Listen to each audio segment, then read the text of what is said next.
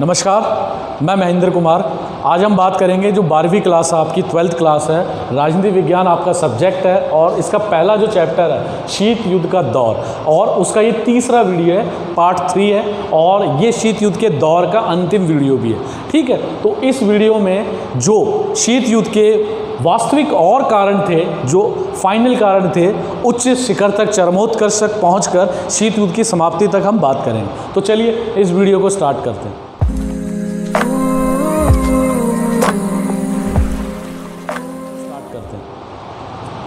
जो इसका अगला जो पॉइंट है, संयुक्त राज्य अमेरिका के राष्ट्रपति निक्सन का चीन का दौरा। ठीक है, ये जो दौरा होता है 1972 में होता है निक्सन द्वारा। निक्सन ने ये दौरा इसलिए किया ताकि चीन को जो है अमेरिका के प्रभाव में लाया जा सके, सोवियत संघ के हस्तक्षेप को रोका जा सके, सोवियत संघ की जो विचारधारा है उसको रोका जाए। तो निक्सन का ये दौरा सफल माना जाता था उस समय के अकॉर्डिंग। इसका जो अगला पॉइंट है, वियतनाम का कंबोडिया में हस्तक्षेप।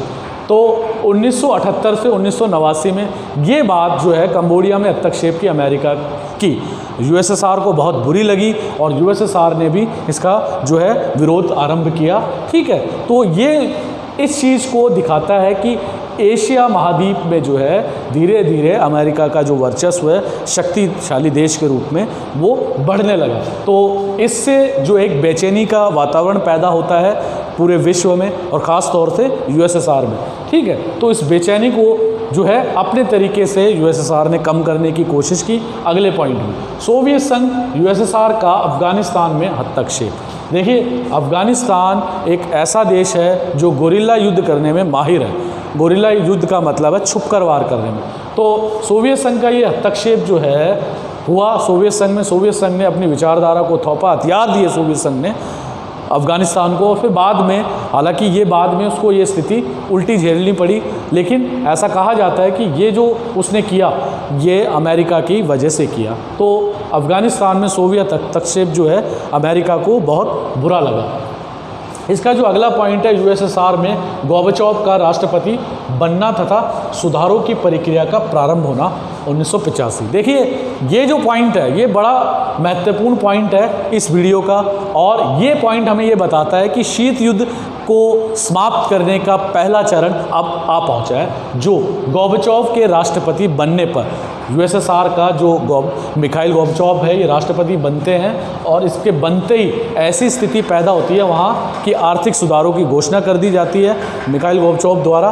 उन्होंने पेरेस्ट्राइका का जो है घोषणा की आर्थिक सुधारों के अंतर्गत। ठीक है, खुलापन, आर्थिक सुधारों में खुलापन, तो ये बहुत सारे सुधार लेके आए जिससे जो सोवियत संघ की जनता है वो जो त्रस्त थी, जो विकास के नाम पर वोट करती थी, विकास के नाम पर जो सवाल पूछती थी, उनका उत्तर अब उनको गोर्बाचोव की राष्ट्रपति की रणनीतियों में दिखने लगा, आर्थिक नीतियों में नजर आने लगा। ठीक है, जो सुधार की प्रक्रिया थी वो अब बनने लगी।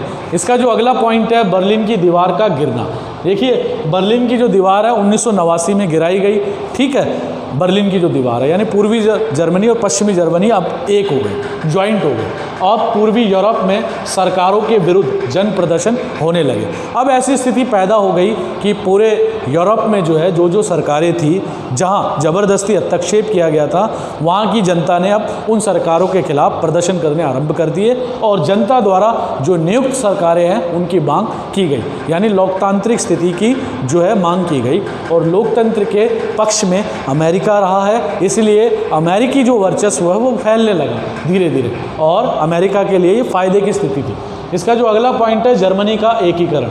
1990 में पूर्वी जर्मनी और पश्चिमी जर्मनी एक होकर जो है पूरे जर्मनी का एकीकरण के रूप में सामने आता है। अब जर्मनी जो है संपूर्ण रूप से एक होता है, यूनिटी के रूप में हमारे सामने आता है, जो कि यूएसएसआर के लिए एक धक्के की स्थिति थी। इसके अलावा जो इसका आखिरी और अंतिम पॉइंट है, सोवियत संघ यूएसएसआर का विघटन यानी बिखराव, उसका बिखराव आरंभ हो गया 1991 में, और ये लगभग 15 देशों में बट गया, यानी 15 देशों में जो है यूएसएसआर बट गया।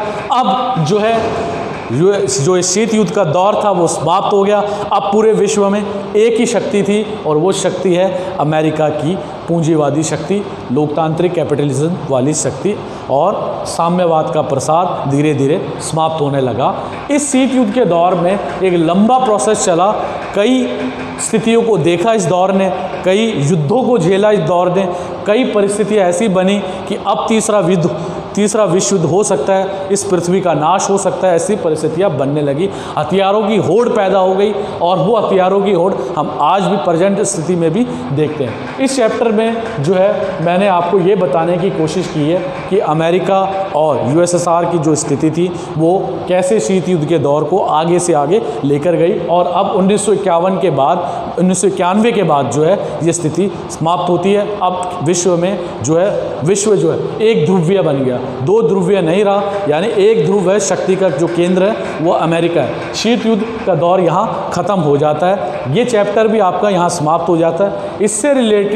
इस चैप्टर से रिलेटेड जो क्वेश्चंस आंसर होंगे उसके ऊपर भी हम वीडियो बनाएंगे जो जल्दी आपको देखने को मिलेगा। तो चलिए इस चैप्टर में आज इतना ही, चलिए थैंक यू, धन्यवाद।